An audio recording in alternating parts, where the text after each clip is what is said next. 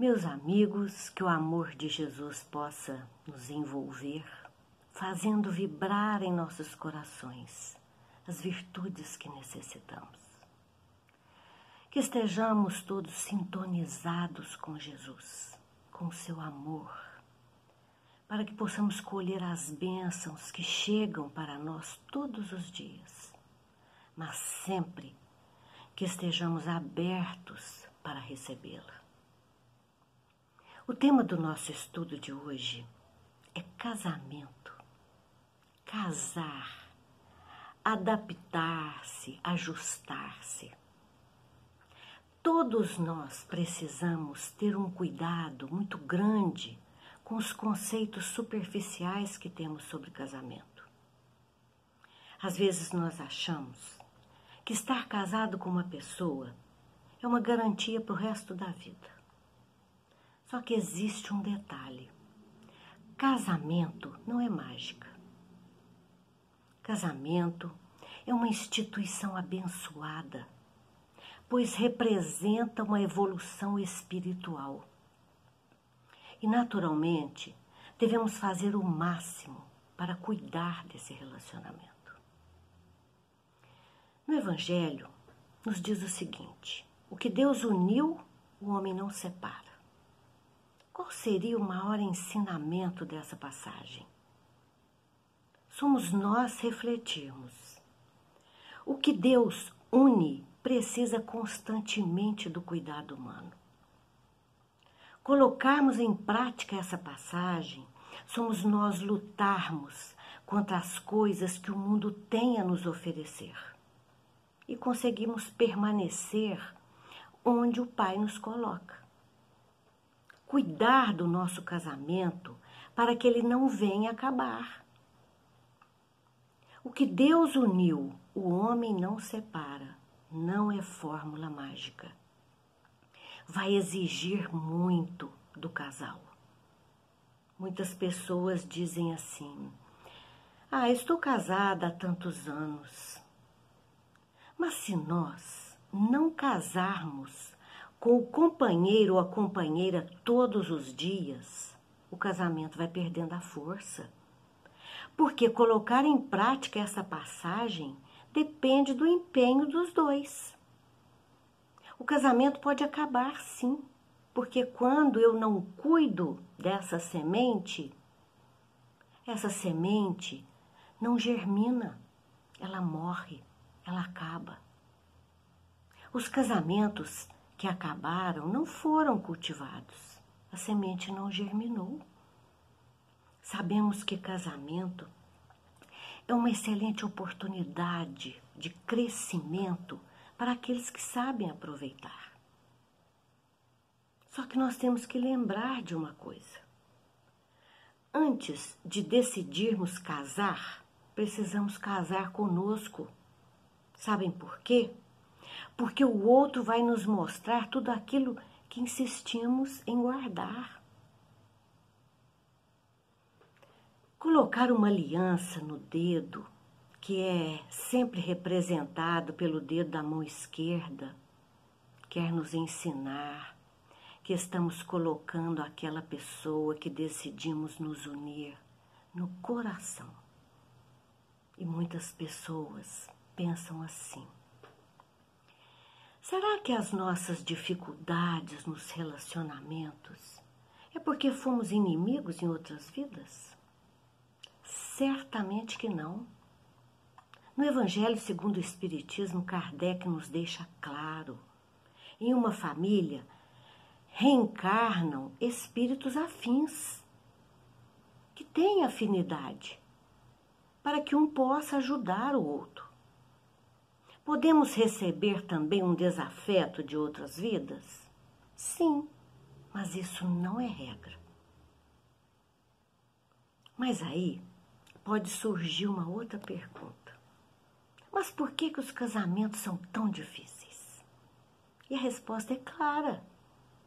Porque somos espíritos imperfeitos. Não somos, gente, espíritos iluminados. Estamos buscando, cada um de nós, a nossa iluminação. O Espírito Hamed, pelas obras de Francisco do Espírito Santo Neto, ele nos diz uma frase que eu acho muito linda.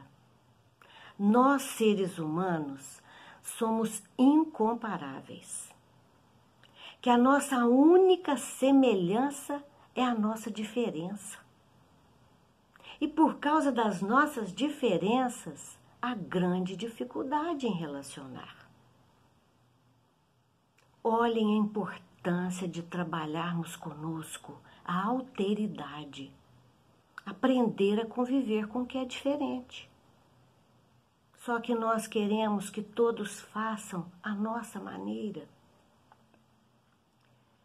Deepak Chopra, que é um médico indiano, ele é autor de vários livros, muitos livros relacionados à saúde. Ele nos diz que todos nós devemos exercitar o amor incondicional. Porque ele diz que o amor incondicional somos nós dedicarmos um pouco mais de atenção a outra pessoa e não emitir nenhum julgamento. Ele nos ensina que dar atenção e não julgar são os primeiros passos para trabalharmos conosco o amor incondicional. E quando nós falamos de amor incondicional, achamos que estamos muito distantes desse amor. Nada disso. Tudo tem o seu início.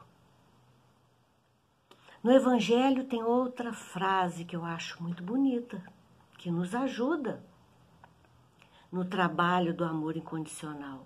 Quem te nomeou juiz do teu irmão? Não julgueis para não seres julgados, pois com a mesma medida que julgas, será julgado também. Estudos feitos por psicólogos, psicanalistas, eles nos dizem que nós somos mais de 6 milhões de pessoas no planeta, mas que nunca houve tanta solidão. Solidão a 2, solidão a 3, solidão mesmo em família. Vivemos hoje uma grande crise da afetividade, pela falta de tempo, pelo acúmulo de atividades. Estamos vivendo isolados desse laboratório que nos foi ofertado, que é o nosso lar. Ele está ficando de lado. As pessoas estão vivendo de uma forma egocêntrica. Casais estão se separando, achando que viver sozinhos ou com outro companheiro ou companheira, que eles conseguem ter uma vida mais feliz.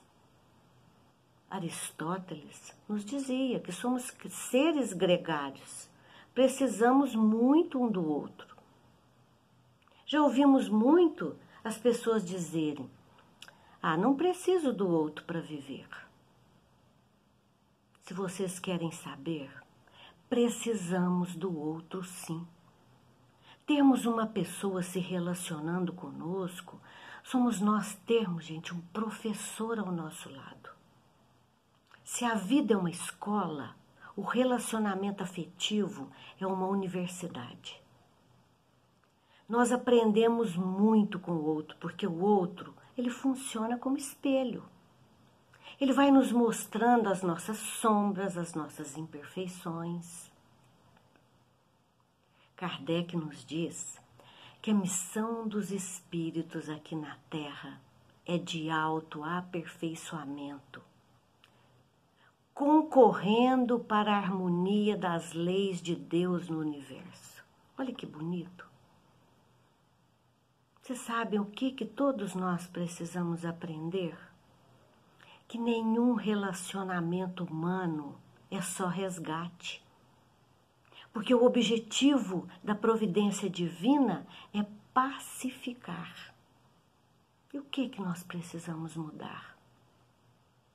Deixar de olhar no outro, enxergando só os defeitos. Mas nós trazemos esse olhar conosco. Vocês querem ver? Se as pessoas colocam na nossa frente um quadro todo branquinho, e nesse quadro branco possui um ponto preto, nós vamos ficar ali olhando naquele ponto preto. e deixando de lado um grande quadro branco, deixando de lado a luz, as qualidades do outro ser. A união dos espíritos através do casamento tem sua base, gente, em uma lei divina, que é a lei de atração. Então vamos observar alguns pontos importantes. Nós temos que lembrar que a lei de atração, ela é construída pelo passado de cada um. Todos nós temos atividades a serem realizadas nessa encarnação. Será que estamos desenvolvendo essas atividades a contento do Pai? Vibração e sintonia nos levam a encontrar as pessoas com as quais nós temos que buscar um reequilíbrio. Então, baseado na lei de atração, o casamento é uma união com uma disciplina espiritual.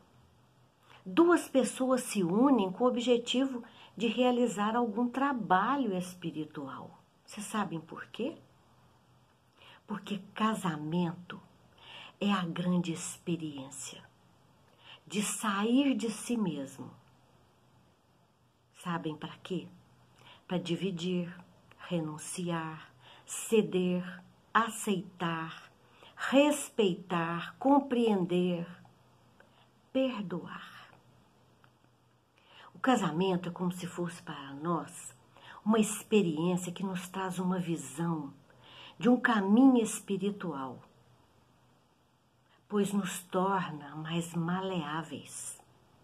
Trabalha em nós aquela parte do nosso coração que ainda se encontra endurecido. Falarmos de casamento sempre vem em nossa mente. Existe um casamento que seja tradicional, como dizia antigamente, casamento de papel passado? Mas temos um outro que não é de papel passado. Será que espiritualmente vale a mesma coisa? Aquele em que as pessoas apenas se unem? Em termos espirituais, é casamento da mesma forma. Não tem diferença um do outro. Hoje nós temos a lei de união estável. O casal vai somente a um cartório e ele registra aquele momento. Qual seria, então, o maior objetivo do casamento? É que as almas que estão se unindo tragam consigo um projeto de crescimento espiritual, de reequilíbrio. É muito comum nós ouvirmos assim: nossa, foi uma coincidência eu me encontrar com fulano, com fulana. Acho que foi amor à primeira vista. Segundo Chico, nosso amigo Chico, ele diz que em 99% dos casos não é amor à primeira vista, e nem a segunda, a 15ª vista. Esses seres, ele diz que já se encontraram milhares de vezes. Então vamos no livro Um Desafio Chamado Família, que é no capítulo 1, nesse livro aqui, gente, ó, Um Desafio Chamado Família. O título é Família e Espiritismo. Aí aqui nos diz: o casamento nos traz muitas alegrias. E Emmanuel cita, ele cita uma frase de Emmanuel: a família consanguínea é lavoura de luz da alma. Luz que acendemos da educação e do amor, abrindo a porta de renovação e diminuindo as sombras da ignorância.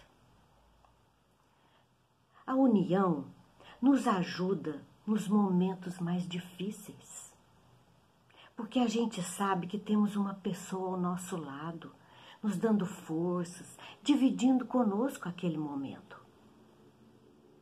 E outro ponto que ele coloca importante aqui, ele diz que o casamento é uma grande viagem, que não tem fim, porque as almas são imortais, na qual um deve cuidar do outro e tentar manter a qualidade de um relacionamento saudável. E ele dizia ainda que o que faz feliz não é o que eu falo, mas sim o que eu sei sobre mim. Olha que bonito. Então, o que me faz feliz não é o que eu falo, mas sim o que eu sei sobre mim. Aqui nós podemos ver, não adianta escondermos nada de nós. Por quê? Porque, e muito menos do outro. Como eu disse no início da palestra, antes de decidirmos casar, precisamos casar conosco. Porque o outro vai nos mostrar tudo aquilo que insistimos em guardar. Então, quando a gente fala das alegrias do casamento, nós lembramos, gente, de uma passagem de Jesus com a sogra de Simão Pedro. Estavam todos reunidos com Jesus, os familiares de Simão Pedro, ouvindo ali aquelas palavras convincentes, consoladoras. E quando Jesus terminou de falar, a sogra de Simão Pedro perguntou a ele: Mestre, qual a importância da vida em família? O que vem a ser a nossa vida no lar? Iniciamos os nossos relacionamentos entre flores e festas, e depois surgem as tristezas, as pedras em nossos caminhos. No começo tudo é paz e compreensão, e depois as dificuldades. E Jesus, sentindo uma sinceridade muito grande, uma tristeza, nas palavras daquela mulher, disse a ela: Minha irmã, antes de servir lentilhas à mesa, o que fazes com ela? Ela respondeu: Coloco-as para cozinhar, depois tempero-as, para que elas se tornem agradáveis. E Jesus respondeu: Colocas pão cru à mesa? E ela respondeu: De modo algum, Senhor. Antes de servi-lo, é preciso ser levado ao forno. E Jesus, naquela hora, respondeu para ela: Minha irmã, existe no plano celestial um banquete festivo, e para adentrarmos a esse banquete é necessário que estejamos com os nossos sentimentos purificados. O lar é o forno, é o lugar santo que prepara esse banquete. E o que parece aflição no lar é apenas um remédio espiritual do qual necessitamos. A criatura que já despertou para o bem retira das aflições muitas lições, como a paciência, a humildade, a tolerância, aprendendo a suportar os defeitos do outro. O lar é uma escola onde aprendemos a ser fraternos. Devemos entender os sofrimentos, as dificuldades, por lições que necessitamos. E naquela hora, a sogra de Simão Pedro ainda perguntou: Senhor, mas o que fazemos com aquelas criaturas que não aprendem? E Jesus disse: O que fazes com as lentilhas que mesmo depois de cozidas permanecem duras? Ela respondeu: Retiro-as e coloco-as no lixo. E Jesus disse: Acontece o mesmo com as almas rebeldes ao bem.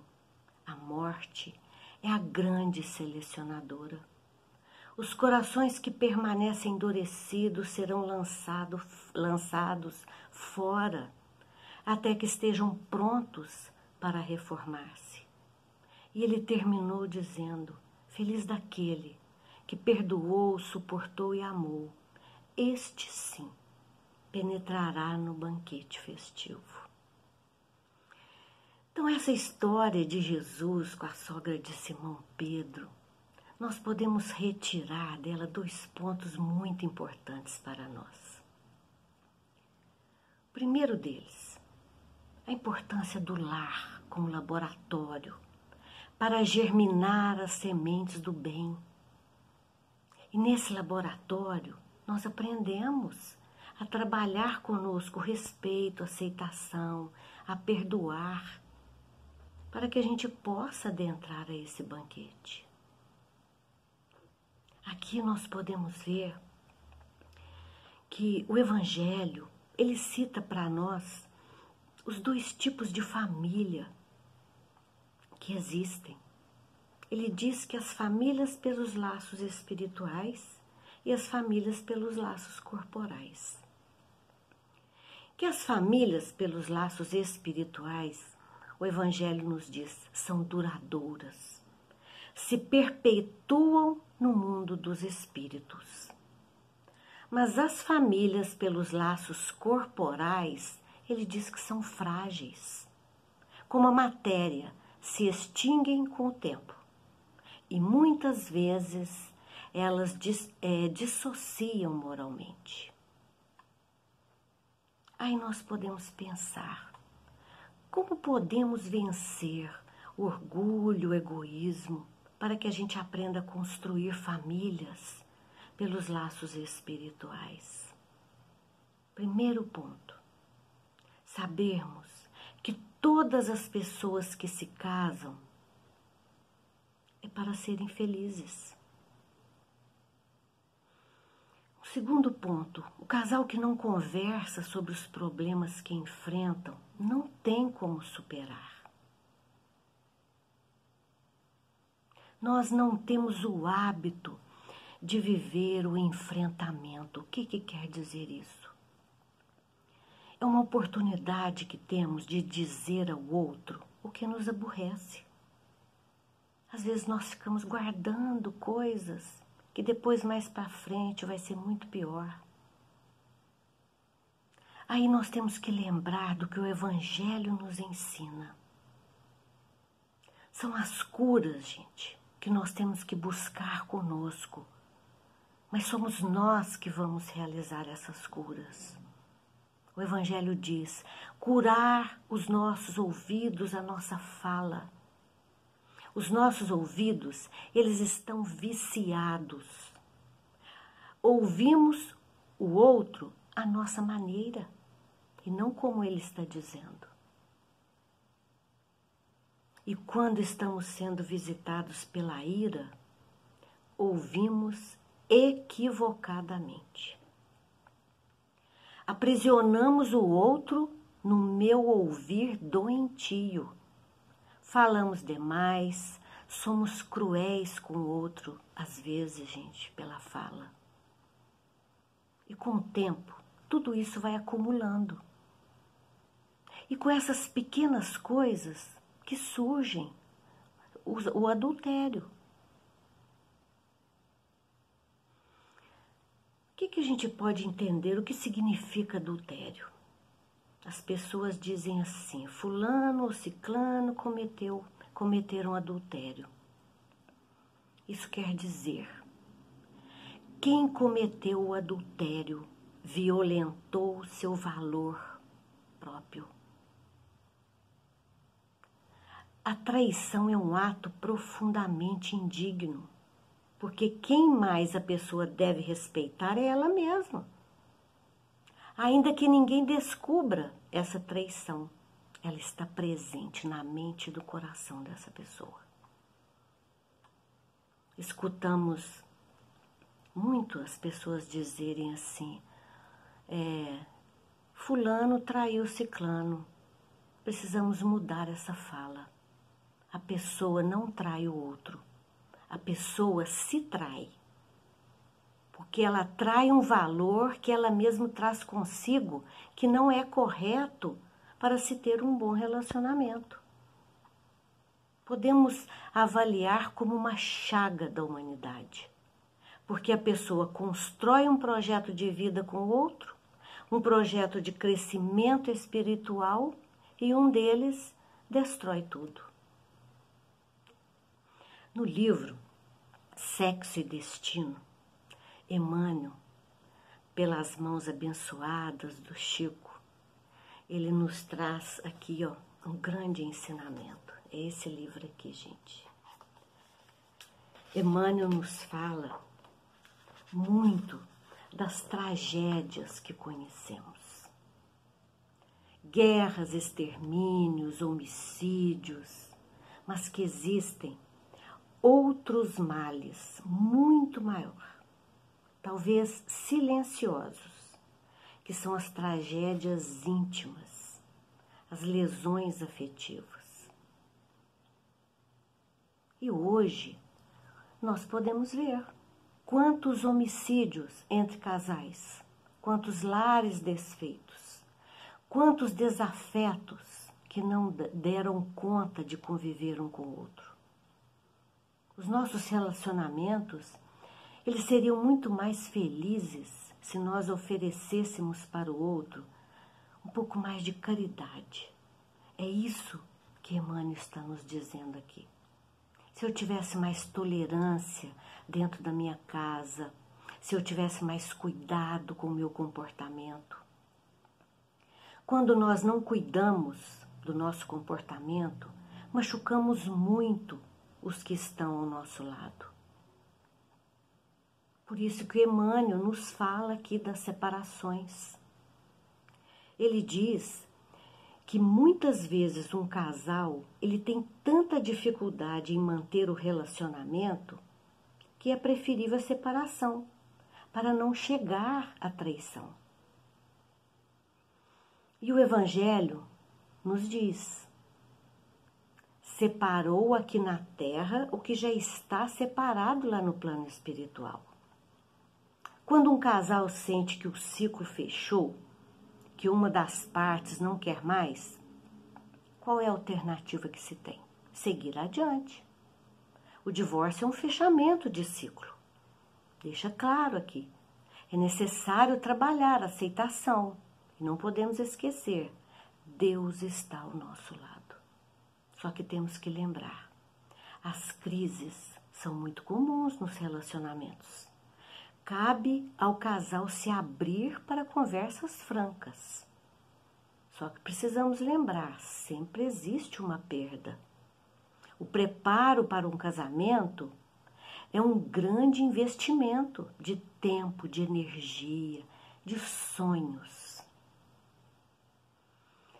Mas o mais bonito que Emmanuel deixa aqui para nós, ele fala sobre a flexibilidade.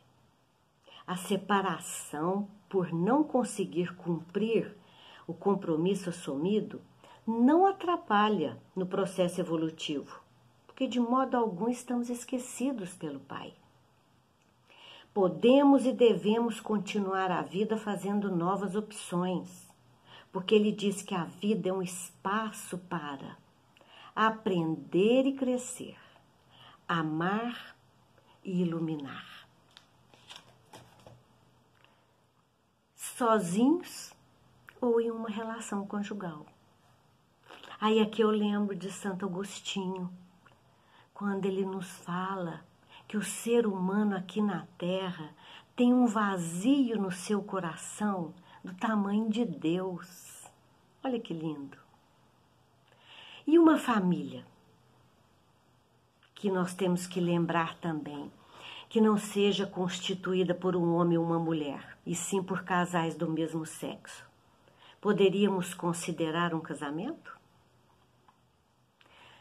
Tudo agora está legalizado e o Brasil caminha com relação a esta situação muito acertadamente. Por isso, os casamentos de pessoas do mesmo sexo podem ser constituídos, pois são pessoas que se amam verdadeiramente e que direcionaram suas vidas de maneira que podem buscar constituir uma família feliz. Hoje nós já podemos ver a liberação de crianças para adoção por todos os casais, a partir de um entendimento que ali existe uma família constituída.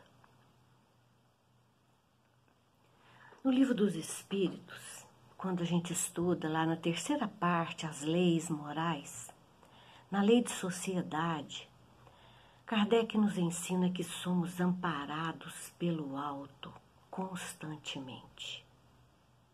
Que todos nós temos uma família espiritual nos amparando.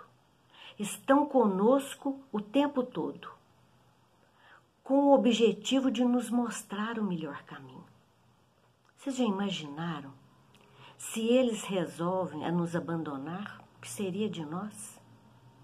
E se eles têm tanta paciência conosco, é necessário trabalharmos a paciência em nossos relacionamentos.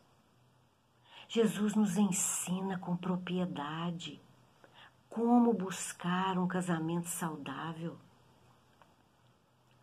Jesus, naquela época, ele dizia que a dificuldade nos relacionamentos era a dureza de coração.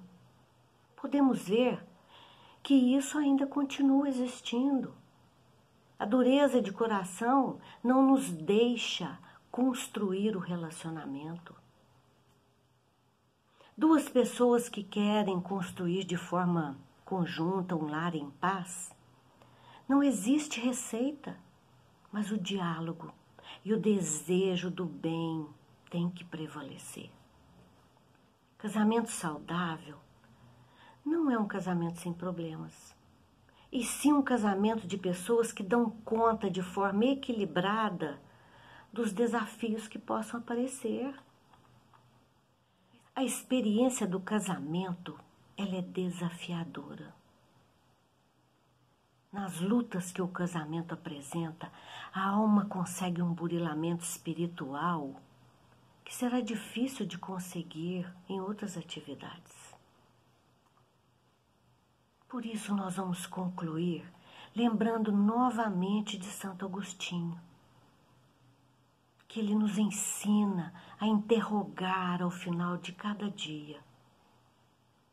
Mas só que agora nós vamos interrogar de forma diferente, voltada à harmonia do nosso lar.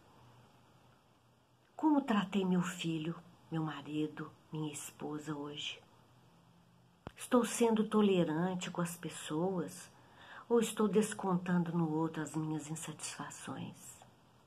Estou sendo amoroso, amorosa, verdadeiro ou verdadeira?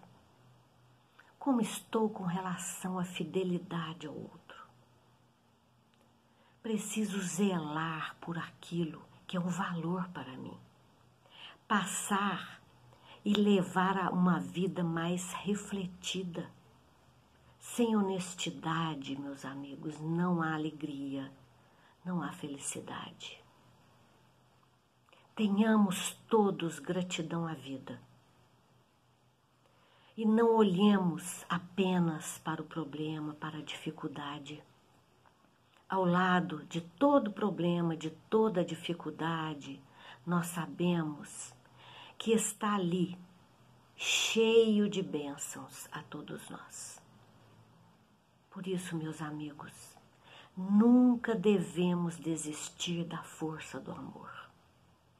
Somente com amor verdadeiro e puro chegaremos a Deus e seremos felizes. Vocês sabem por quê? Ninguém nasce na terra para errar e cometer enganos, e sim para superar as imperfeições e as dificuldades. Que Jesus nos abençoe e continue sendo sempre a luz a iluminar os nossos caminhos. Muita paz a todos.